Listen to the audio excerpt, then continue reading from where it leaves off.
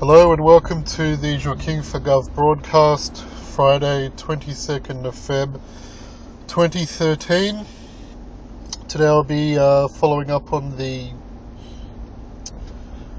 article I mentioned the other week about the low price of milk that the farmers are getting and the government's predictable response to that, what the repercussions are of dealing with a problem that way. And another article that I saw about changing the law to protect the unborn in case you, I think there was like a car accident and drunk driver or something like that, and caused the mother to have a stillbirth as a result of the accident. So they want to change the law to treat that as manslaughter. Just a general rule: any law named after someone or enacted for one single situation is going to be a bad law, guaranteed. But anyway, that's what I'll be covering today, so there you go. Not interested in that? Don't have to waste your time. It's funny, I just at the end of a drive, not long after I did the last one, I ran out of stuff to listen to, so I started listening to an audiobook version of 1984. And I couldn't turn it off. Every time I was in the car and more, I was listening to it. So that's why I have not done one for a while, in case you care or are interested. And man, that's a great book. I pick up new things every time I go over that book. It's a great book. Read it or hear it or watch the movie even or something if you haven't, or if you don't know it, if you don't have any idea what I'm talking about. If nothing else, you'll get many more pop culture references than you do now. So if you have zero interest in anything other than that, that'll serve your purpose anyway. So there you go. Okay, so I was browsing the Parliament House website. I'm playing with the idea of having a look at the recently introduced bills and things like that. I was playing with the idea of maybe giving my opinion or how I would vote or something like that on each of the bills that were coming up, because listening to Question Time every day is just loses sanity, and I can't really comment on that because it's just scripture childish rubbish. So I was thinking about going that way. I still might, I don't know. I don't think the effort is justified while I'm still talking to myself and 30 seconds worth of friends. So the government introduced a bill to regulate the minimum price of milk, basically. So you're establishing another body of it's too long ago since I read the bill now, see? Establishing a body of like registered milk vendors or something like that, the processors, that's right. So the people that would buy the milk from the dairies to destroy it and ruin it and then sell it to us for 28 cents a litre or whatever it is. So they're basically managing that sector of the economy. They're regulating a minimum, and everything that is attached to that, other industries that aren't regulated to that level are now going to suffer. It's going to create a bubble in that industry over time anyway. You enact something now, it's just a small change of how things are, but you put that mechanism in place and you try to control one sector of the economy, and the result of it is that you throw the rest of the economy into chaos. So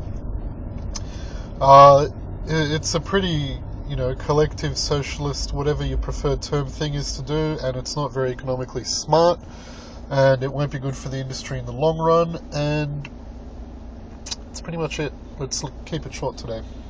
I've had these points down for a while, and I figured I got to get them out before it gets far too old and no one's got any idea what I'm talking about. Not that it matters, because if you are watching this by the time you watch it, if you ever do, this would have been in the news for months, years, God knows.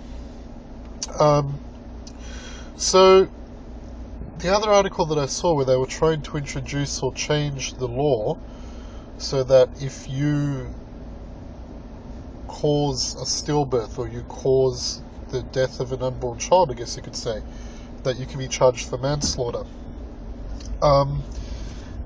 it's funny being in the home birth world, how easily that law can flip, and how that opinion can flip, of how a midwife can and the family from memory can go through, this whole coroner's inquisition, because when they had their unfortunate stillbirth, there was an electrical charge. The method to detect a heartbeat is through an electrical impulse, and there were still electrical impulses on the body.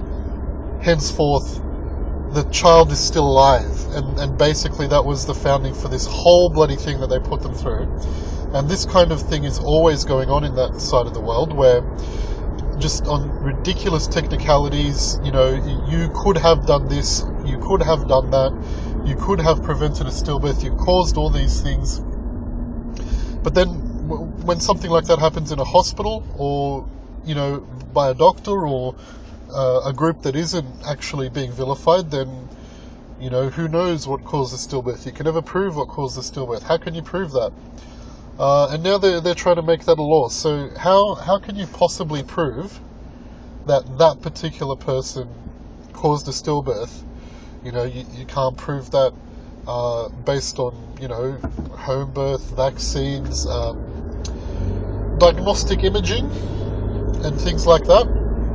So whoever created or is planning to create that law is going to introduce even more inconsistency in that world, and it's not good. And who knows what sort of legal precedents each individual case and how it's treated will create for people in the home birth world that are going through that sort of thing. So that'd be very interesting to judge. Case by case. They're going to arbitrarily decide when you do and do not know the causes of a stillbirth, which is just ridiculous. As far as I know, you never know. Technically, absolutely, you never know. And, obviously, if you get crushed by something crushing and you all go, then it's pretty obvious what did it. But just that act alone, they claim that there's no single way to prove that there was a cause and effect for that, but now they are. So that's it. That's all that I have to say. I was leaving it for other things, but it's going to get too old otherwise. So here's my shitty wheat post-it. So yeah, other than that, just generally going on in the world, there seem to be the asteroid and the meteor and all that business, that hasn't happened since I last spoke. I'm sure it has. So it was interesting to look at the asteroid, and the whole thing that followed with Russia and the media. It's very interesting how that wasn't tracked. We've got everything tracked outside of over months. Any object coming anywhere near Earth is always tracked. So I would imagine that was either a part of the asteroid or something else. But it's interesting that I haven't really heard that talked about anywhere. It also, I saw that some more people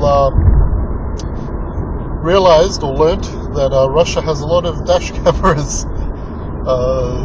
and there are articles explaining that, but basically it's for insurance purposes and for fraud mitigation purposes and things like that. If you want to see a street fight or a road raging incident or anything like that, chances are it's going to come from a Russian dash cam on YouTube, because there's a crap load of them there.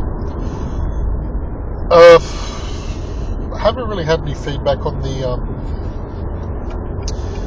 video and the opinion that I did for that constitutional amendment change and idea. Not even from the embassy itself, which is interesting. I wonder if they watched it. I did post it on their wall or whatever it is, answering their question. Okay. Other than that, I'll leave it with you. I'll leave it short. I'm still tinkering with the format and how I'm going to do this, and yeah, open to feedback. Let me know what you like, what you don't like. I'm going to try to get around this weekend to maybe post up some posters of what I'm doing locally, just so that I can get strangers and people that are interested in politics or news or something like that to get involved. Maybe it'll work, maybe it won't. Okay, I'm going to stop advertising the thing, because if you got here, you know where it is, and it's on YouTube and Facebook and Twitter and all that. And okay, I'll just say see you next time. Bye.